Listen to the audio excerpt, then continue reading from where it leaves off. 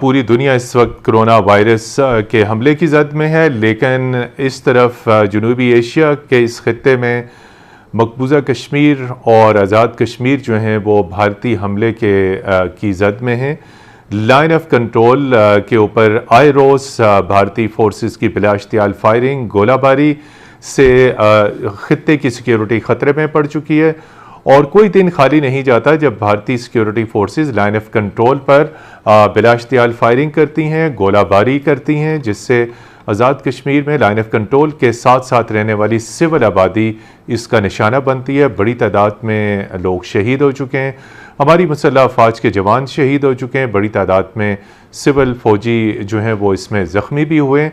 तो ये आखिर क्या वजह है कि एक वक्त में जब दुनिया कोरोना से नबर्द आज़मा है, उससे निपट रही है, लेकिन भारतीय सिक्योरिटी फोर्सेस और भारतीय माइंडसेट आखिर लाइन ऑफ कंट्रोल पर इश्तियाल अंगेज़ी करके क्या चाहता है। इसके साथ साथ नाज़रीन आपको ये भी बताएंगे कि एक और खौफनाक कानून जो है जिसकी भारत ने जिसे इंट्रोड्यूस किया है, मुतारिफ़ कराया है, वो भारतीय मकबूजा कश्मीर के अंदर नया डोमिसाइल लॉ है। यानी कश्मीर से बाहर का कोई भी शख्स अगर वो कश्मीर के अंदर वहाँ पे कुछ अरसे से क़याम पजीर है, उसने वहाँ तालीम हासिल की है, कुछ अरसा वहाँ पे रहा है, तो उसे डोमिसाइल दिया जाएगा। इसके क्या ख़तरनाक असरात होंगे और उसके साथ साथ ओवरऑल कोरोना के पाकिस्तान और भारत के ऊपर क्या असरात पड़ रहे हैं। जैसे कि मैंने बताया कि इस वक्त पूरी दुनिया कोरोना से नबर्द आज़मा है, लेकिन लाइन ऑफ कंट्रोल पर एक मरतबा फिर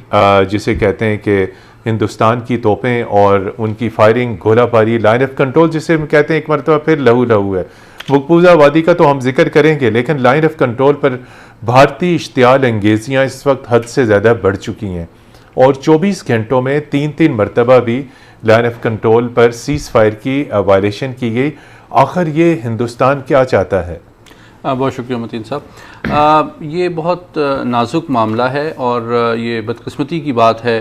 कि भारत ने एक ऐसे वक्त का इंतखाब किया है इतनी गैर ज़िम्मेदाराना रवैये का मुज़ाहरा करने का, जबकि एक दुनिया एक आलमी बहुत बड़े मसले से निपट रही है। मैं समझता हूँ कि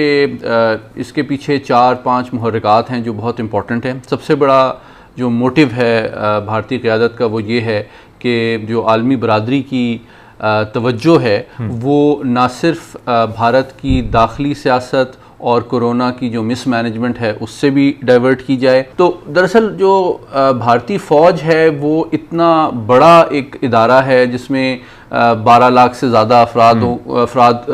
जिससे मुंसलिक हैं और उसको एक बहुत बड़ा बजट मिलता है जो कि भारत के माशी मसाइल, भारत की गुर्बत और ये कोरोना की जो वबा है इसके हवाले से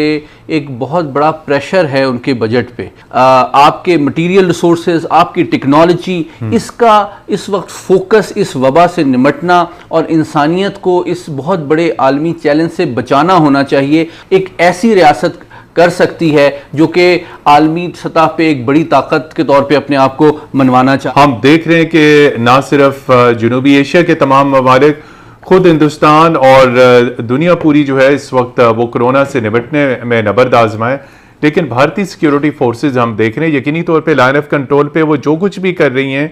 वो अपनी पॉलिटिकल गवर्नमेंट के इशारे के ऊपर ही कर रही हैं। तो आखिर एक तरफ दुनिया एक और बहुत बड़े बहरान का शिकार है, तो लाइन ऑफ कंट्रोल पर इश्तियाल अंगेजी का भारतीय मकसद क्या होता है? पाकिस्तान ने हमेशा कहा है कि जो 2003 का सीज फायर एग्रीमेंट है उसको फॉर्मलाइज कर दिया जाए। ये नवाज शरीफ साहब ने भी और पूरी दुनिया हमेशा पाकिस्तानी पॉलिटिकल लीडरशिप ने इसको कहा है कि अगर आप चाहते हैं कि मामला ठीक हो तो हमारे साथ आप बैठ के लीगल ट्रीटीज कर लें। और मजे की बात है, जब नरेंद्र मोदी साहब ने सार्क का इजलास बुलाया कोविड-19 के ऊपर तो हम समझ रहे थे शायद इंडिया कोई शॉक अब्जॉर्बर लगाना चाहता है पाकिस्तान इंडिया के ताल्लुकात ठीक करने के लिए। लेकिन मुझे ऐसे लग रहा है कि ये जो बीजेपी का और इंडियन मिलिट्री का जो नेक्सस है, ये नेक्सस मामलात खराब कर रहा है और ये बीजेपी से भी आगे ऐसे लगता है आरएसएस और इंडियन मिलिट्री का नेक्सस है जो कि मजीद मामलात को खराब कर रहे हैं। सो इसको बिल्कुल गैर रवायती हम तो देख रहे थे, बल्कि देखे ना यमन में जो है वो सऊदी अरब और हौतीस के दरमियान सीज फायर हो गई, ये कश्मीरियों पे यहाँ सीज फायर क्यों नहीं हो सकती? बिल्कुल, कमर चीमा साहब हमारे साथ रहिएगा, हमारे साथ। गुज़िश्ता कई हफ्ते से हमने देखा है कि लाइन ऑफ कंट्रोल पर भारतीय बिला इश्तियाल फायरिंग, गोलाबारी का सिलसिला बढ़ चुका है और भारतीय फोर्सेस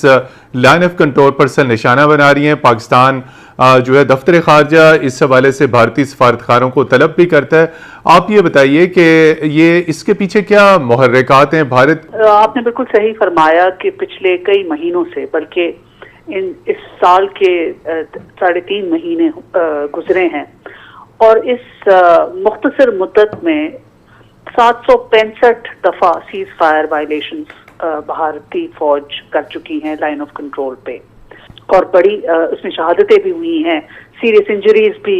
बहुत सारे, क्योंकि पूरी इंसानियत के ऊपर एक बहुत बड़ा चैलेंज आया है ये कोरोना वायरस की हवाले से, कि बहुत क्लियर है कि ये क्यों हो रहा है। भारत में बहुत सारे मसाइल हैं और इस हुकूमत के आने से इनका जो RSS का एजेंडा है और जो इन्होंने लॉज इनैक्ट किए हैं पिछले कई महीनों से, और इसमें हुकूमती अरकान भी और फौज भी, मुझे बहुत अफसोस के साथ कहना पड़ता है कि सब बराबर की शामिल हैं। सार्क हेल्थ मिनिस्टर्स की कॉन्फ्रेंस हुई, पाकिस्तान ने अपनी पूरी कमिटमेंट शो की, वीडियो लिंक के जरिए उसमें शिरकत की। ना सिर्फ शिरकत की बल्कि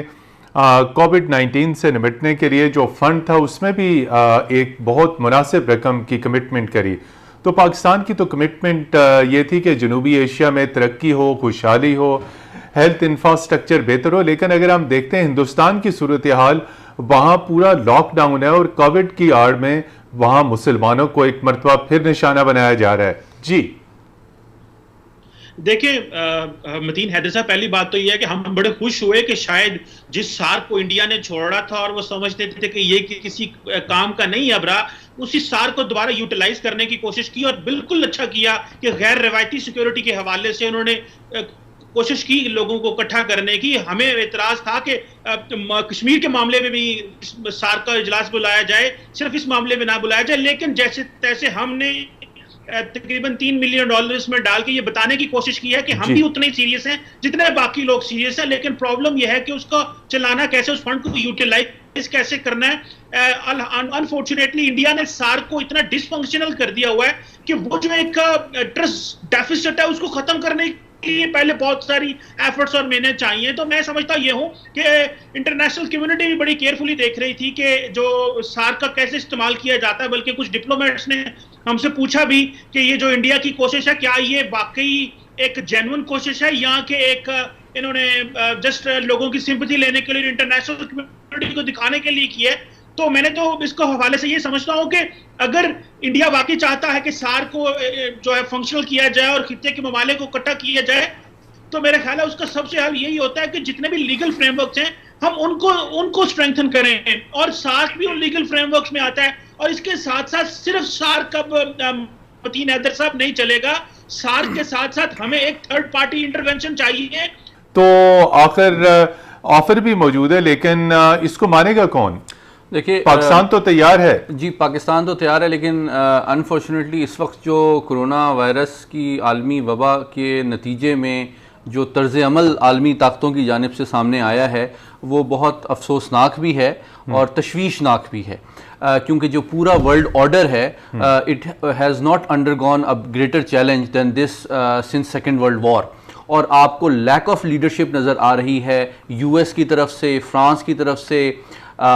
और बरतानिया की तरफ से, जहां ये बहुत बड़े स्केल पे ना सिर्फ वो आलमी सतह पे क्या लीडरशिप दिखाएंगे, उन्होंने तो सबसे ज़्यादा अपने मुल्क में इसको मिसमैनेज किया है। उसके मुकाबले में आपको नज़र आता है कि रशिया के बहुत स्ट्रिक्ट मेजर्स लिए गए हैं। मैं एक इवेंट में था, उसमें रशियन सफ़ीर ने बताया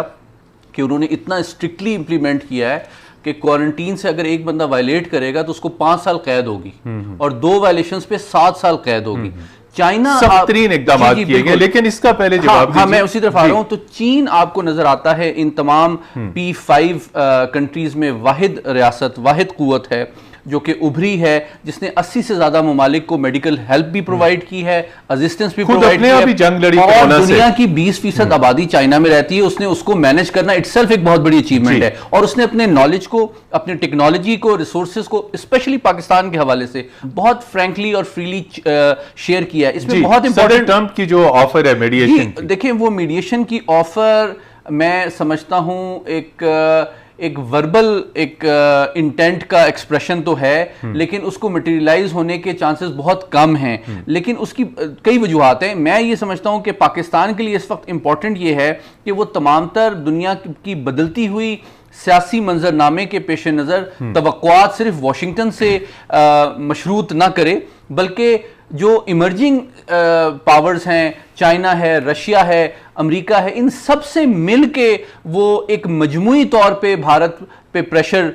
डालने की कोशिश करे।